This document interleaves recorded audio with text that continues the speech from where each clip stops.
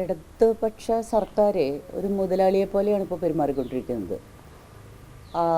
മുതലാളിക്ക് സ്വാഭാവികമായിട്ടും തൊഴിലാളികളെ എങ്ങനെയൊക്കെ ചൂഷണം ചെയ്യാം എന്നുള്ളതാണല്ലോ മുതലാളിയുടെ ലക്ഷ്യം.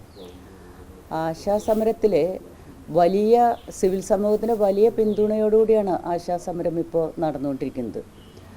അതേസമയം ഈ തൊഴിലാളി വർഗം, ഇടതുപക്ഷ സർക്കാരിൻ്റെ മുന്നിലുള്ള സമരം ചെയ്യുന്ന തൊഴിലാളി വർഗം എന്ന് പറയുന്നത് സ്ത്രീകളാണ്. പകുതി ശതമാനം പേര് ദളിതരാണ്, ജപ്തിയുടെ വക്കത്ത് നിൽക്കുന്നവരാണ്, കടക്കണിയിൽ മുങ്ങിയവരാണ്, അതുപോലെ തന്നെ വളരെയധികം അടിസ്ഥാന വർഗവും ആണ്.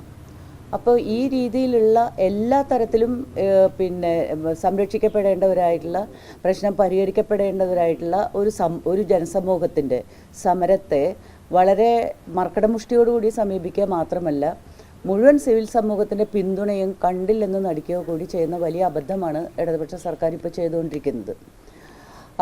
ആശാസമരത്തിൻ്റെ ഒരു ലക്ഷ്യം എന്ന് പറയുന്നത് സർക്കാരിനെ അട്ടിമറിക്കലാണെന്ന് വരെ അവർ വ്യാഖ്യാനിച്ചു കൊണ്ടുവന്നു. നമ്മുടെ മുമ്പിൽ, ജനങ്ങളുടെ മുമ്പിൽ ഇതൊന്നുമല്ല പ്രശ്നം. അത് ആരോട് ചോദിക്കണം എന്നുള്ളൊരു തർക്ക വിഷയം ഇവിടെ കൊണ്ടുവന്നിട്ടുണ്ട്. കേന്ദ്രത്തോട് ചോദിക്കണോ കേരളത്തോട് ചോദിക്കണോ എന്നുള്ളത് അത് വെറും സാങ്കേതിക പ്രശ്നം മാത്രമാണ്.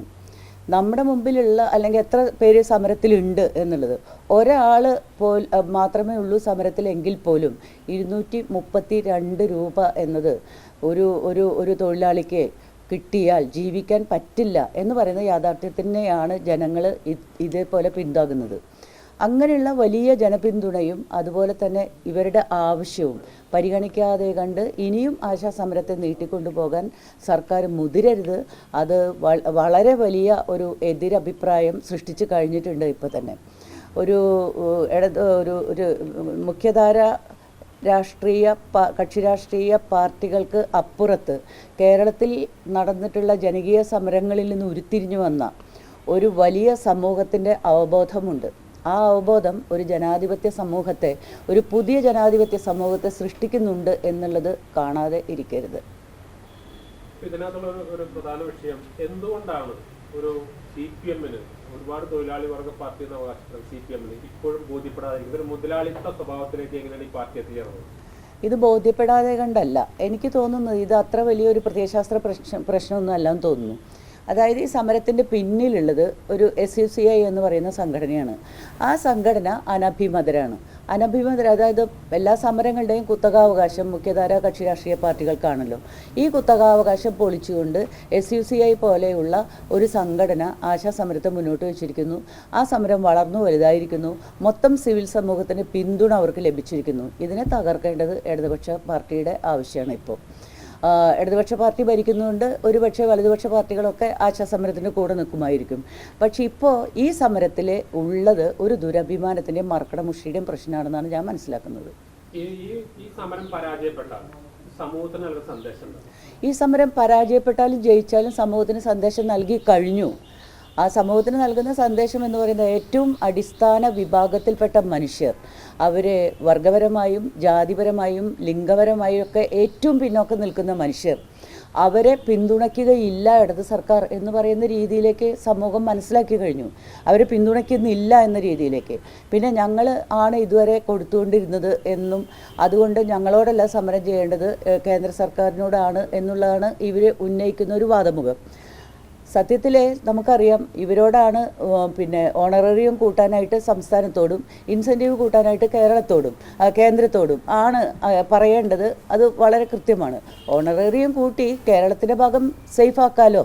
സംസ്ഥാനത്തിന് കൊടുക്കാനുള്ളത് സംസ്ഥാനം കൊടുക്കുക, കേന്ദ്രം കൊടുക്കുന്നത് കേന്ദ്രം കൊടുക്കട്ടെ. ആ രീതിയിലുള്ള ഒരു കാഴ്ചപ്പാടോടു കൂടിയല്ല സത്യത്തിലെ സംസ്ഥാന സർക്കാർ ഇതിനെതിരെ വാദമുഖങ്ങൾ നിരത്തുന്നത്. വളരെ 400 പേരെ സമരത്തിലുള്ളൂ എന്ന് പറയുമ്പോൾ 400 പേര് സമരം ചെയ്യുകയാണ്. ഈ 400 പേര് സമരം ചെയ്യുന്നത് 26,125 പേർക്ക് വേണ്ടിയിട്ടാണ്. അവരെ കൊണ്ട് പറയിപ്പിക്കുകയാണ് ഞങ്ങൾ 232 രൂപ കൊണ്ട് സംതൃപ്തരാണെന്ന്. എന്തൊരു വലിയ ഒരു നാടകമാണത്. സമരത്തിൽ പങ്കെടുക്കാത്ത ചിലർ മുന്നോട്ട് വന്നിട്ട്, ചില ആശമാർ മുന്നോട്ട് വന്നിട്ട് ഇങ്ങനെ പറയേണ്ട ഒരു ഗതികേടിലേക്ക് അവരെത്തിച്ചു. ഞങ്ങൾ തൃപ്തരാണ് 232 രൂപ കൊണ്ട് എന്ന്. തൃപ്തരല്ല എന്ന് പറഞ്ഞുകൊണ്ട് സമരം ചെയ്യുന്ന മുഴുവൻ പേരും അവർക്ക് വേണ്ടി കൂടിയാണ് സമരം ചെയ്യുന്നതെന്ന് നമുക്കറിയാം. സമരത്തിൽ പങ്കെടുക്കാൻ കഴിയാതിരിക്കുന്നതിന് പല കാരണങ്ങളുണ്ടാവാം. അവർ ഏത് രാഷ്ട്രീയ പാർട്ടിയുടെ ഭാഗമാണോ അവർ സമരത്തിൽ ഇല്ല എന്നുള്ളതുകൊണ്ട് മാറി നിൽക്കുന്നതായിരിക്കാം ആശമാർ. എന്നാൽ 232 രൂപ അവർക്ക് മതിയായ പ്രതിഫലമാണെന്ന് അവർക്ക് നെഞ്ചത്ത് കൈവച്ച് പറയാൻ പറ്റില്ല. അവരെ കൊണ്ടത് പറയിപ്പിക്കുന്നതാണ്. ആ രീതിയിലാണ് ഈ സമരത്തെ നേരിടാനായിട്ട് ശ്രമിക്കുന്നത്. പിന്നെ ഇതിനകത്തുള്ള പ്രധാനപ്പെട്ട ഒരു വിഷയം എന്ന് പറയുന്നത്, പിണറായി വിജയൻ പിന്നെ കാലങ്ങളായിട്ട് മാറ്റമുണ്ട്. പുരോഗമനം പറയുന്ന MA പോലും ഒരു വിമോചന സമരത്തിന്റെ ഭാഗമാണെന്ന് പറയാറുണ്ട്. അതാണ് വലിയ തമാശയായിട്ട് തോന്നിയത്. അതാണ് വിമോചന സമരം എന്ന് പറയുന്നത് എങ്ങനെ സംഘടിപ്പിക്കപ്പെട്ടു, അതിലെ വൻശക്തി എവിടെ, ഈ ദുർബലരായിട്ടുള്ള അടിസ്ഥാന വർഗത്തിൽപ്പെട്ട സ്ത്രീകൾ എവിടെ? ഈ സ്ത്രീകളെ കൊണ്ട് ഒരു വിമോചന സമരം നടത്തിക്കാനോ സർക്കാരിനെ അട്ടിമറിച്ച് താഴെ ഇറക്കാനോ കഴിയും എന്ന് പറയുമ്പോൾ സ്വന്തം പാർട്ടിയെ പറ്റിയിട്ടും അല്ലെങ്കിൽ സ്വന്തം നേതാക്കളെ പറ്റിയിട്ടുള്ള ആത്മവിശ്വാസം എത്രത്തോളം ഉണ്ട് എന്നുള്ളൊരു ചോദ്യമാണ് എൻ്റെ മുമ്പിൽ ഉയർന്നു വന്നത്.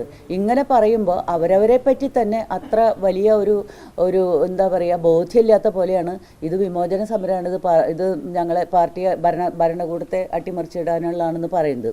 ആരാണ് സമരം ചെയ്യുന്നത് എന്നുള്ളതിനെ പറ്റിയുള്ള ഒരു അല്പം പോലും ചിന്തയില്ലാതെയാണ് അങ്ങനെ പറഞ്ഞതെന്ന് എനിക്ക് തോന്നുന്നു. പിന്നെ ഇടക്കാലത്ത് നമുക്കറിയാം, ഇടതുപക്ഷ സർക്കാർ വർഗസമരം നടത്താൻ ബാധ്യസ്ഥരായിട്ടുള്ള ആളുകളാണ്. ഏറ്റവും അടിസ്ഥാന വർഗമാണ് ഇവിടെ സമരം ചെയ്തുകൊണ്ടിരിക്കുന്നത്.